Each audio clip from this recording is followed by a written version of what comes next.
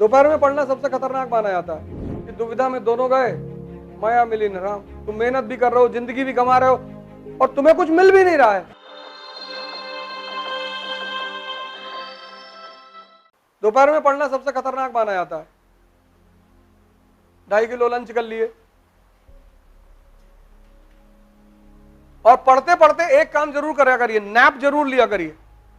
कभी भी सोने के लिए आप बिस्तर पे ना जाएं। 2 घंटे आप पढ़े तो आपका दिमाग हजम करने की कोशिश करता है, तो उसमें आपको नींद जैसी कुछ आता है। वो नींद नहीं होती, वो दिमाग रेस्ट करना चाहता है। तो वहीं मेज पर ऐसे हाथ रखे सो लीजिए। वो सोना नहीं है, वो दिमाग डाइजेस्ट करना चाहता है। लेकिन जब आप वहां से उठ के बिस्तर पे चले जाते हो तो फिर उठते हो रात में 11 बजे। तो ये बहुत बड़ी बात है जो मतलब आमतौर पर स्टूडेंटों को पता नहीं चलती कि नैप का सिद्धांत क्या है। तो जब तुम 2 घंटे पढ़ते हो तो तुम्हारा मन उस चीज को हजम करना चाहता है, तो कहता है भैया थोड़ा सा, तो तुम्हें नींद जैसा फील होने लगता है। वो नींद नहीं है। बाकी नींद पूरी रात में, और कोशिश करो कि 10 बजे से लेकर मैक्सिमम सुबह 5 बजे तक सो जाओ, 4 बजे तक। जो वाकई सोने का टाइम है उसको तुम यूज करो सोने में। कैसे भी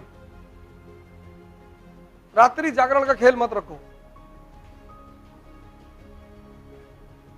कैसे भी कुछ भी नाटक करके, रायता फैलाकर, कुछ भी, नींबू लिया है उसमें लाल रंग भर के चाकू से काट दिए। हमारे कमरे में जो है ब्रह्म बाबा आते हैं, अगल बगल वाला कोई आएगा ही नहीं, और सो आराम से। एजुकेशन मतलब दिमाग को जिंदा करना। तुम अपनी स्थिति से अंदाजा लगाओ कि तुम 16 साल पढ़े हैं, फिर तुम्हें कोचिंग भी करना पड़ रहा है, तो अब तुम मुझसे काहे पूछ रहे हो? तुमको पता है कि एक जबरदस्त रिफॉर्म भारत की एजुकेशन पॉलिसी में होना चाहिए। यहां कोई बच्चा बैठा हुआ क्लास में?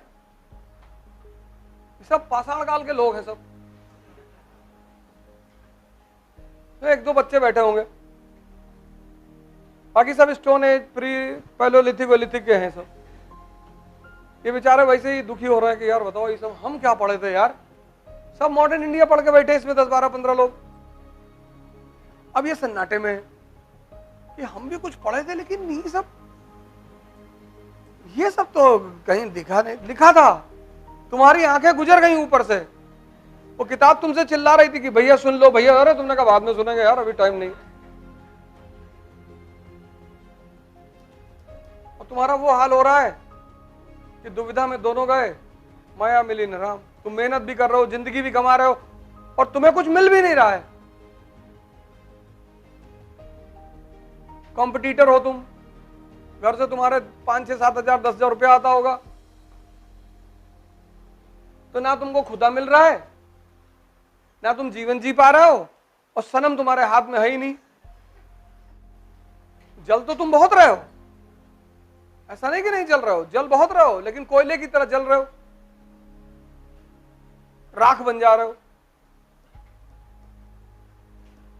स्कूल की एजुकेशन का मतलब क्या है? तुम्हारा दिमाग जिंदा हो जाए, तुम सोचने लगो, कनेक्ट करने लगो। ना तुम कनेक्ट करना सीख पाए, ना तुम सोचना सीख पाए, तो उस एजुकेशन का फायदा ही क्या था? और डर तुम अलग से गए।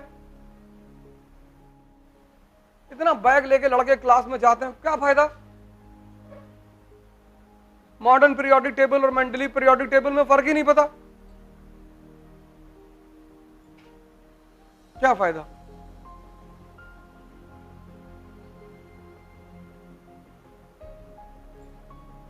एजुकेशन मतलब E = E।